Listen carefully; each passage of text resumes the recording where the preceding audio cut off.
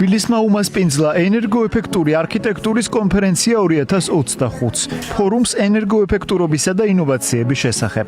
კომპანია დიოს მიერ ორგანიზებულ პროფესიულ ღონისძიებაზე ქართველი არქიტექტორები, ინჟინრები და დეველოპერები ევროპული ინოვაციების წამყვან ექსპერტებთან დააკავშირეს. ფორუმი არქიტექტურას, ტექნოლოგიასა და მდგრადობას მიეძღვნა.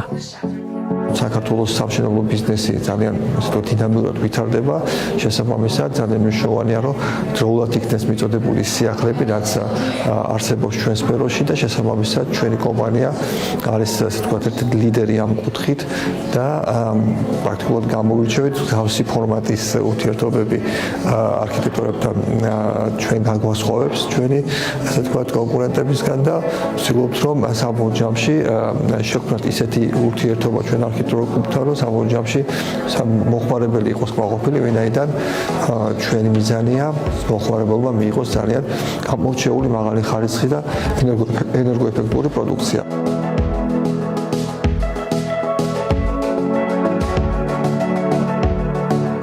ფორუმზე ფოკუსირება გაკეთდა ენერგოეფექტურობაში, ინოვაციური კარ-ფანჯრისა და თანამედროვე მზისგან საჩრდილობელი სისტემების როლზე. ღონისძიებაზე ადგილობრივ ექსპერტებთან ერთად საერთაშორისო დონის სპეციალისტები წარდგნენ.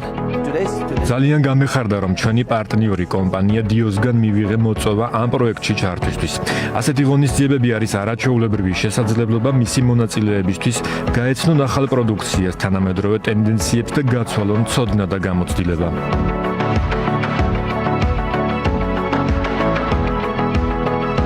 მომხსენებლებმა საკუთარ პრეზენტაციებში ისაუბრეს თემებზე, რომლებიც ალუმინის ფასადებისა და საჩრდილობელი სისტემების უახლეს მიღწევებს, დიზაინერებისა და ტექნოლოგიების გადაკვეთის წერტილებსა და საქართველოს კონტექსტში არსებულ რეგულაციებს და სამომავლო ტენდენციებს ეხებოდა.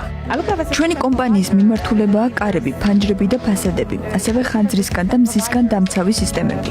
გვიხარია, რომ კომპანია დიომ, რომელთანაც 20 წელზე მეტი აქვს თანამშრომლობთ, ამ ღონისძიებაში მონაწილეობის შესაძლებლობა მოგვცა. ჩვენთვის მნიშვნელოვანია, რომ საქართველოში ყავს სანდო პარტნიორი დიოს სახით და სათანადო მხარდაჭერა ახალი პროექტების წამოსაწყებად.